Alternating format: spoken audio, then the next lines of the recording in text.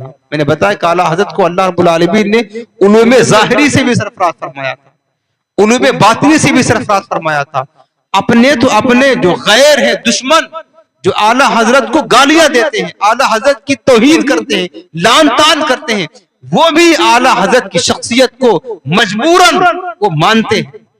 اور روایت میں آتا ہے, مورخین نے, سیرت نگاروں نے لکھا کہ جب اعلیٰ حضرت کے وصال ہوا نا, وصال مبارک, تو اعلیٰ حضرت کی وصال کی خبر ظاہر سی بات ہے پورے ہندوستان میں بلکہ پوری دنیا میں پھیل گئی. تو اعلیٰ حضرت کی وصال کی خبر جب شہر مراد آباد میں پہنچی, یو پی کا ایک شہر ہے مراد آباد, تو وہاں پر ایک دارالعلوم تھا جو بد مذہبوں کا تھا, بے دینوں کا تھا. تو اس دارالعلوم میں ایک مولوی صاحب تھے جو عقیدتاً وہابی تھے, سنی نہ تھے, اپنے بچوں کو پڑھا رہے تھے. ایک طالب علم اعلیٰ حضرت کی وصال کی خبر لے کر خوشی کے لہجے میں آ کر کے سنانے لگا کہ حضرت, خوشی کے انداز میں, کہ احمد رضا بریلوی ختم ہو گئے.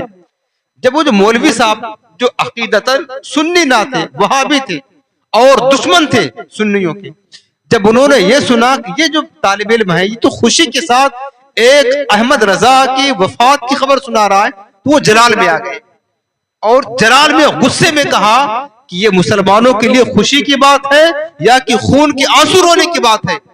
بریلی کے جو مولانا احمد رضا تھے, ان کا اور ہمارا جو اختلاف تھا وہ اپنی جگہ تھا, لیکن آج تک ہم غیر مسلموں کے سامنے سینہ چوڑا کر کے یہ کہہ سکتے تھے کہ تمہیں کیا پتا, اگر کسی کے اندر, کسی کے سینے میں دنیا بھر کے علوم جمع ہو سکتے ہیں تو وہ کوئی اور نہیں ہے, وہ مسلمانوں کی ایک شخصیت ہے جس کا نام احمد رضا ہے.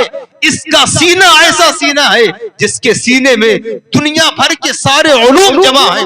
کوئی بھی کسی مسئلے میں بات کرے وہ اس کا جواب دینے کے لیے تیار ہے, سارے علوم جمع ہیں.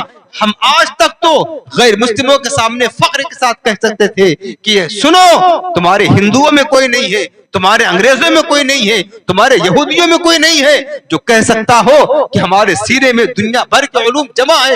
ہم کہہ سکتے تھے فخر کے ساتھ وہ مسلمانوں کی ذات ہے کہ مسلمانوں میں ایک امیر ایسا ہے, ایک امام ایسا ہے جس کے سینے میں دنیا بھر کے علوم جمع ہے.